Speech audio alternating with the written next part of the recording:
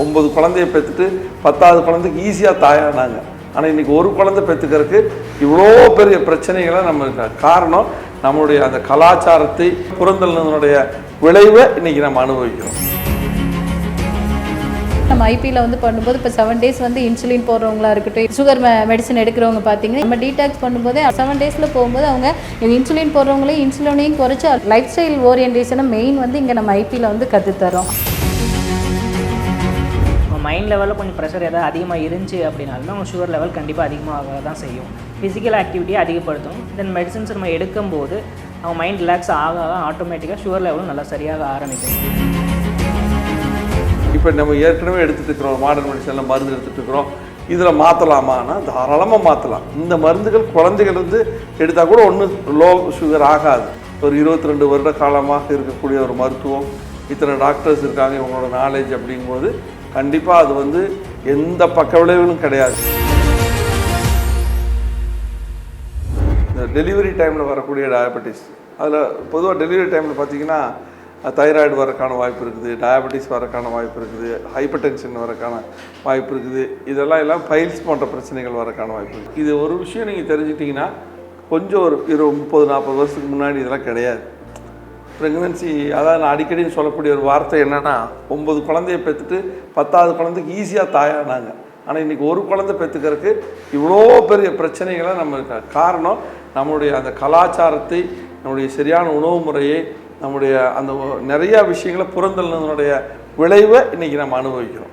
அதுதான் உண்மையான ஒரு விஷயம். மெயின் வந்து காலையில் பிரம்ம முகூர்த்தத்தில் நம்ம எந்திரிச்சாலே எந்த ஒரு விஷயமா இருந்தாலும் நம்ம பிரம்ம முகூர்த்தத்தில் வந்து ப்ரேயர் பண்ணும்போது அது பிரம்ம முகூர்த்தத்தில் எந்திரிச்சு நம்ம நினைக்கும் போதே வந்து நம்மளுக்கு வந்து எல்லா விஷயங்களும் வந்து நடக்கும்னு சொல்லுவாங்க. அது மாதிரி தான் வந்து பிரம்ம முகூர்த்தத்தில்ங்கிறது அந்த காலையில் எந்திரிக்கணும், அப்படி சீக்கிரமாக எந்திரிக்கும் போதே நம்மளுக்கு வந்து நல்ல ஒரு பிரிஸ்காக எல்லாமே இருக்கும். ஆனால் இப்போ வந்து நம்ம அப்படி கிடையாது. லேட் நைட் வந்து ஒரு 12 மணிக்கு தூங்கி காலையில் 9 மணி வரைக்கும் தூங்குவோம். சில பேர் 7 மணி காலையில் சீக்கிரம் எந்திரிச்சிருவீங்களான்னு கேட்டால் 7 மணிக்கு எந்திரிச்சிருவேன்பாங்க.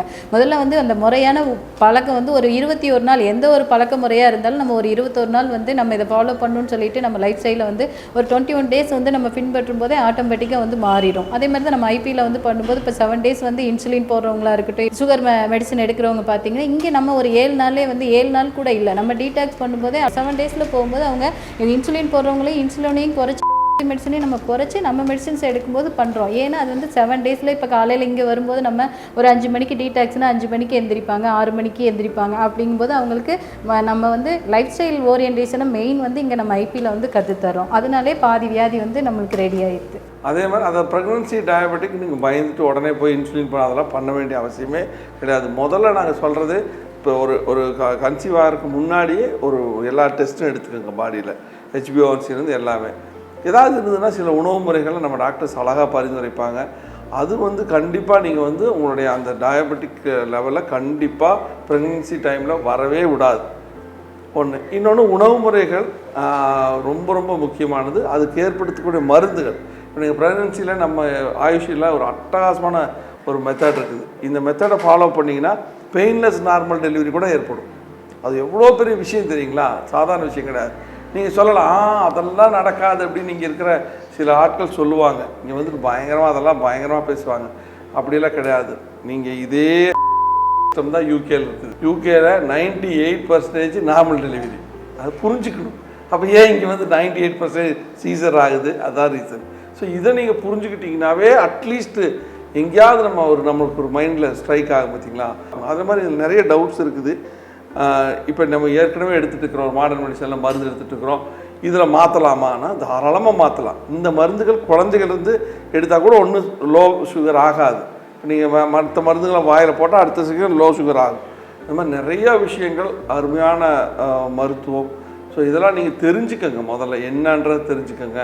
ஒரு 22 வருட காலமாக இருக்கக்கூடிய ஒரு மருத்துவம், இத்தனை டாக்டர்ஸ் இருக்காங்க, இவங்களோட நாலேஜ் அப்படிங்கும்போது கண்டிப்பாக அது வந்து எந்த பக்க விளைவுகளும் கிடையாது. குழந்தையிலேருந்து பெரியவங்க வரைக்கும் ஏஜ் எவ்வளோ வாழ்நாள் முழுக்க நீங்கள் மருந்து எடுத்தாலும் பக்க விளைவுகள் இருக்காது. அப்படிங்கிறத இந்த மருத்துவத்து மூலமாக நம்ம சொல்லிக்க முடியும். சும்மா தேவையில்லாமல் இது எடுத்திங்கன்னா அது வரும் இது வரும் பயமுறுத்துவாங்களே தவிர உண்மை அதில்லை. எந்த பொருள் யார் வை கேட்பினும் அப்பொருள் மெய்ப்பொருள் காண்க. அதான் நான் சொல்லக்கூடிய ஒரு முக்கியமான விஷயம். இது தெரிஞ்சிங்கன்னா உங்கள் ஆரோக்கியம் பல மடங்கு அதிகமாகும். அதே மாதிரி இன்சுலின் போடுறத வந்து ஒரு அது போட்டாலே சரியாயிரும் அந்த மாதிரி நிறைய. ஆமாம், இல்லை அதில் என்ன பேசுகிறாங்கன்னா இன்சுலின் போட்டுக்கோங்க, அதனால் ஒன்றும் பிரச்சனை இல்லை. இது என்ன ஒரு பேச்சுனே தெரியல. நீங்கள் இன்சுலின் எடுத்தால் கண்டிப்பாக கிட்னி ஃபெயிலியர் வரும், அதில் டவுட்டே இல்லை. அதே மாதிரி நிறைய பேருக்கு இப்போ ரொம்ப ஃபேஷனாக ஒரு விஷயம் சொல்லுவாங்க, நான் டயபெட்டிக் கண்ட்ரோலில் தான் வச்சுருக்கிறேங்க பக்கா அப்படின்னா. என்ன பண்ணுறீங்க? மருந்து எடுத்துகிட்டு இருக்கும்போது எப்படி அது பக்காவாக கண்ட்ரோல்? கிடையவே கிடையாது. நீங்கள் எத்தனை நாள் எடுப்பீங்கன்னு கேளுங்க, ஒரு 1 இயர் இருக்கும். 2வது வருஷம் பாருங்கள் அந்த மருந்தோட டபுள் கொடுத்துருவாங்க. ஸோ இதுதான் நடக்குது. உங்களுக்கு சைலண்ட்டாக உங்களோட இன்டர்னல் ஆர்கன்ஸ் குறைய ஆரம்பிச்சிடும், ஒரு நியூராலஜிக்கல் டிசார்டர் வரும், உடம்பு ஃபுல்லாக இதாகும். ஆனால் இதில் அப்படியே ரிவர்ஸ் ஆகும். நம்ம மெடிசன் எடுத்திங்கன்னா அப்படியே ஒவ்வொன்றா ரிவர்க் ஆகிட்டே இருக்கும். நீங்கள் காலில் பிளாக் இருக்குது, நம்னஸ் இருக்குன்னா அது சரியாகும். அதுக்கப்புறம் பார்த்தீங்கன்னா எனர்ஜி லெவல் ஜாஸ்தியாகும், டயர்டாகும், ஃப்ரீக்வெண்ட் யூரினேஷன் கரெக்டாகிடும், எல்லா ஆர்கன்ஸுமே ஒர்க் பண்ண ஆரம்பிச்சிடும். சொன்னாங்க ராஜ உறுப்புகள்னு, அதெல்லாம் ஒர்க் பண்ண ஆரம்பிக்கும். மறுபடியும் நீங்கள் ஆக்சுவல் பொசிஷனுக்கு வந்துடுவீங்க. இதுதான் இந்த மருத்துவத்துக்கும் மற்றதுக்கும் இருக்கிற ஒரு பெரிய டிஃப்ரென்ஸ். ஹோமியோ மெடிசன்ஸை பொறுத்தவரை நமக்கு சுகரில் நல்லா ஈஸியாக நார்மல் பண்ணணும் அப்படிங்கும்போது ஃபஸ்ட்டு ஒரு 3 months நம்ம ரெகுலராக மெடிசன்ஸ் கொடுக்கும்போது கொஞ்சம் ஹை லெவலில் கொடுக்கும். அது எதுக்காக அப்படின்னா மைண்ட் சிம்டம்ஸை ஃபஸ்ட்டு நார்மல் பண்ணணும். அவங்க மைண்ட் லெவலில் கொஞ்சம் ப்ரெஷர் எதாவது அதிகமாக இருந்துச்சு அப்படின்னாலுமே அவங்க சுகர் லெவல் கண்டிப்பாக அதிகமாக தான் செய்யும். ஃபிசிக்கல் ஆக்டிவிட்டியை அதிகப்படுத்தும். தென் மெடிசன்ஸ் நம்ம எடுக்கும்போது அவங்க மைண்ட் ரிலாக்ஸ் ஆக ஆட்டோமேட்டிக்காக சுகர் லெவலும் நல்லா சரியாக ஆரம்பிக்கும். இப்போ ரத்த ஓட்டம் இல்லாமல் இருக்குது அப்படிங்கிற அளவுக்கு பார்க்குறோம் அப்படின்னா காலில் நல்லா ரத்த ஓட்டம் ரொம்ப கம்மியாகும். சுகர் பேஷண்ட்க்கு மெயின் அந்த சிம்டம்ஸ் இருக்கும். அப்படி இருக்கும்போது ஹோமியோ மெடிசன்ஸை எடுக்கும்போது ஆட்டோமேட்டிக்காக அந்த பிளட் கிளாட்ஸ் எல்லாமே கொஞ்சம் கொஞ்சமாக நார்மலைஸ் ஆகி ஈஸியாக பிளட் கிளாட்ஸ் எல்லாமே சரியாக ஆரம்பிக்கும். அந்த வெரிகோஸ் வெயின்ஸ்க்குமே நம்ம இதில் பார்த்தோம் அப்படின்னா அந்தளவுக்கு இம்ப்ரூவ்மெண்ட் நல்லா கிடைக்கும். நம்ம இன்றைக்கி ஒரு மிகப்பெரிய ஒரு விஷயத்தை பண்ணியிருக்கிறோம். ஆயுஷ் இன்டகிரேட்டட் அப்படிங்கிறத நம்ம தொடர்ந்து ஒரு 22 வருஷமாக பண்ணிகிட்டு இருக்கிறோம். ஆனால் இன்றைக்கி ஆயுஷ் டாக்டர்ஸ் அத்தனை பேர்களும் ஒரு டிசீஸை பற்றி டீட்டெயிலிங்காக உங்களுக்கு கொடுத்துருக்குறாங்க. இதுக்கான உணவு முறைகள் என்ன, பயிற்சிகள் என்ன, வர்மா என்ன, தெரப்பீஸ் என்ன, மைண்ட் சிம்டம்க்கான மருந்துகள் என்ன, டீடாக்ஸ் என்ன, ஸோ எப்படி நாம் என்ன வகையான உணவுகளை எடுத்துக்கணும், எதை அதை தவிர்க்கணும், நிறையா விஷயங்களாக இன்றைக்கி ரொம்ப டீட்டெயிலிங்காக நம்ம பார்த்துருக்குறோம். இது இல்லாமல் நிறையா என்றைக்குமே சந்தேகங்கள் இருந்துகிட்டே இருக்கு. அதிக சந்தேகங்கள் நோய்களுக்கு தான் வரும். ஒரு காய்ச்சல் வந்தால் கூட, ஒரு தலைவலி வந்தால் கூட, ஒரு அதிகமாக வந்து நம்ம மக்கள் எல்லாருமே ஒரு டிப்ஸ் சொல்லுவாங்க. நீங்கள் தலைவலின்னு ஒருத்தர்கிட்ட சொல்லி பாருங்கள், யார் ஆனாலும் ஒரு டிப்ஸ் சொல்லுவாங்க. ஸோ இந்த மாதிரி தொடர்ந்து பல விஷயங்கள் நம்ம இதில் டிஸ்கஸ் பண்ணால் கூட சில விஷயங்கள் உங்களுக்கு ஒரு சந்தேகம் இருக்கும். ஸோ அந்த மாதிரி சந்தேகங்கள் எது இருந்தாலும் இதற்கு தான் நாங்கள் ஒரு செயலியை வச்சுருக்கிறோம், வாட்ஸ்அப் டாக்டர் அப்படிங்கிறது. நீங்கள் வாட்ஸ்அப்பில் நீங்கள் எந்த கேள்வி கேட்டாலும் சரி, டயபெட்டிக்கில் எந்த நோய்களுக்கான ஒரு இதாக இருந்தாலும் நீங்கள் ஒரு வாய்ஸ் கண்டென்ட் போடலாம், இல்லைன்னா உங்களுடைய டைப் பண்ணி நீங்களோட டீட்டெயில் அனுப்பலாம், உங்களோட ரிப்போர்ட்ஸ் அனுப்பலாம். அதுக்கு உடனே எங்களோட டாக்டர்ஸ் 24/7 ரெடியாக இருப்பாங்க. அதுக்கான கரெக்டான வழியை சொல்லுவாங்க. அதுதான் முக்கியம். கரெக்டான வழி இல்லாமல் சொல்லவே மாட்டாங்க. தெரியலன்னா இல்லை நீங்கள் இந்த டாக்டரை ரெஃபர் பண்ணுங்கள், இதுதான் எங்களுக்கு தெரியாதுன்னு சொல்லிடுவாங்க. மற்றபடி முடிஞ்ச அளவுக்கு எங்ககிட்ட ஒரு எக்ஸ்பர்டைஸ் டீமே இருக்குது.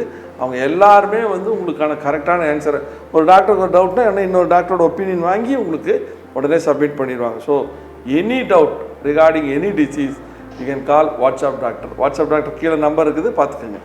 Thank you so much. எல்லாருக்கும் வணக்கம், நன்றி.